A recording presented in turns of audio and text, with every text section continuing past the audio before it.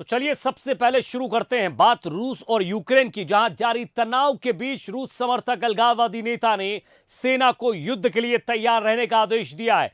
Ukraine के Donetsk क्षेत्र में रूस समर्थक सरकार के प्रमुख डेनिस पुशिलीन ने बताया कि सेना युद्ध के लिए तैयार है। उन्होंने आरोप लगाया कि यूक्रेन की सेना उनके इलाके में बड़े पैमाने पर गोलाबारी कर रही है। वहीं अलगाववादियों की गोलाबारी में एक यूक्रेनी सैनिक मारा गया है।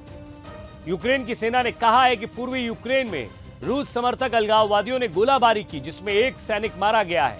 सेना ने अपने फेसबुक पेज पर कहा है कि अलगाववादियों ने 20 से अधिक बस्तियों पर गोलियां चलाई हैं, रॉकेट दागे हैं। इससे पहले पूर्वी यूक्रेन में कथित रूस समर्थित अलगाववादियों ने एक कार को निशाना बनाया है। ये गैस पाइपलाइन को भी विस्फोट करके उड़ा दिया गया है। इन दोनों ब्लास्ट को रूस से युद्ध के ट्रेलर के रूप में देखा जा रहा है। यूक्रेन ने जहां हमले के लिए रूस को जिम्मेदार बताया है, वहीं रूस ने इसे यूक्रेन की साजिश करार दिया है। नई सैटेलाइट तस्वीरों से खुलासा हुआ है कि रूस ने यूक्रेन की सीमा से सटे अपने एक हवाई ठिकाने पर बड़े पैमाने पर लड़ाकू विमानों को तैनात कर दिया है।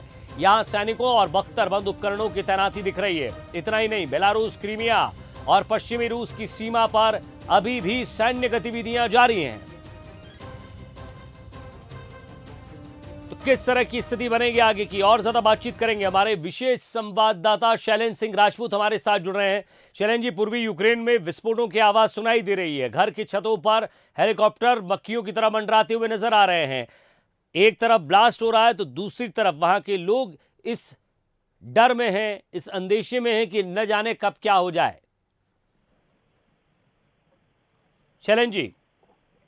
जी बिल्कुल, देखिए जो खबरें आ रही हैं वो इस बात की आशंका व्यक्त की जा रही है उससे कि कभी भी यहाँ पर युद्ध छिड़ सकता है। और फिलहाल ये फॉल्स फ्लैग की रणनीति अपनाई जा रही है या आरोप लगाए जा रहे हैं। फॉल्स फ्लैग ये जंग में वो रणनीति होती है जिसमें कोई देश अपने ही हिस्से में अशांति फैलाकर और उसके बहाने दूसरे देश पर हमला करता है। तो इस बात में ये माना जा रहा है कि रूस किसी भी स्थिति में यूक्रेन पर हमला कर सकता है और वो फॉल्स फ्लैग की रणनीति अपना रहा है ताकि उसको एक बहाना मिल जाए यूक्रेन पर हमला करने का। देखिए विजय, क्योंकि जितने भी पक्ष हैं वो कोई भी अभी तक ऐसी भाषा नहीं बोल रहे हैं कि वो जंग के लिए तैयार हैं। चाहे अमेरिका हो, चाहे नाटो की तरफ से हो, चाहे यूक्रेन हो, चाहे रूस हो, किसी ने भी ये नहीं कहा है कि वो जंग में जाने को आतुर है। तो ये फॉल्स फ्लैग का बहाना लेकर रूस ऐसा माना जा रहा है कि यूक्रेन पर कभी भी हमला बोल सकता है। जहां तक अभी जो धमाके हो रहे हैं या जो रॉकेट दागे जा रहे हैं, कहा जा रहा है कि ये रूसी अलगाववादी संगठन जो है, जो बॉर्डर एरिया में कुछ इलाकों में इनके कब्जे हैं, उनकी तरफ से ये कार्रवाई की जा रही है। हालांकि रूस का कहना है कि ये पूरी तरह से यूक्रेन की साजिश है, जो ये बताने की कोशिश कर रहा है दुनिया को कि रूस जंग के लिए आतुर है। तो ये स्थिति बड़ी तनावपूर्ण बनी हुई है और ये कभी भी किसी भी तरफ से जंग के हालात बन सकते हैं। जी विजय। शैलेंद्र जी, लेकिन कई भारतीय छात्र भी वहाँ हैं और ये भी कहा जा रहा है कि जल्द से जल्द वो भारत लौटेंगे। दूसरा ये कि जैसे ही हमारे यहाँ इलेक्शन है और इससे कहीं ना कहीं महंगाई ज़रूर बढ़ेगी। पेट्रोल डीजल के दाम आने वाले समय में देखने को मिलेगा। जैसे ही 10 मार्च के बाद रिजल्ट आएंगे उसके बाद हम देखेंगे कि इस युद्ध का, अगर युद्ध होता है तो क्या असर पड़ेगा।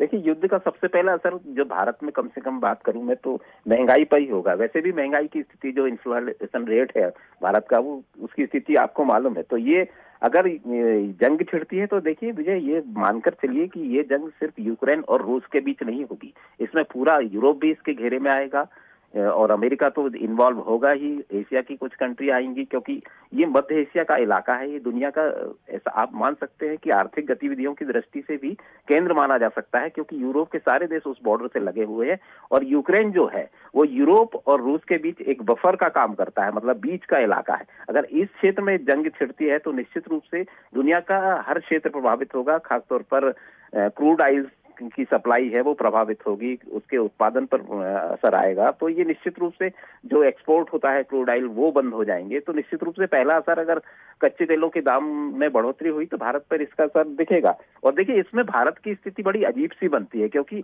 सामरिक दृष्टि से भी आप देखें तो भारत आज भी ये कहने की स्थिति में नहीं है कि वो मतलब किस पक्ष के साथ जाएगा, क्योंकि यूरोप से उसके, रूस से उसके अच्छे संबंध है, अमेरिका से वो दुश्मनी मोल नहीं ले सकता है। तो भारत की स्थिति भी बड़ी अजीब सी बिल्कुल। है और ये जो जब असमंजस के हालात बनते हैं तो जो आर्थिक ट्रीटी है, जो हमारे बायलैटरल संबंध हैं जो दूसरे देशों से, उस पर भी असर पड़ता है। अगर अमेरिका रूस पर प्रतिबंध लगाता है या जंग के हालात बनते हैं तो वो उन प्रतिबंधों का असर भी भारत पर आएगा। तो निश्चित रूप से भारत के लिए किसी भी परिस्थिति में जंग जो है वो भारत की परिस्थितियों के हिसाब से भारत के लिए तो नुकसानदायक होगी। विजय जी, बहुत बहुत शुक्रिया शैलेंद्र जी इस तमाम बातचीत के लिए।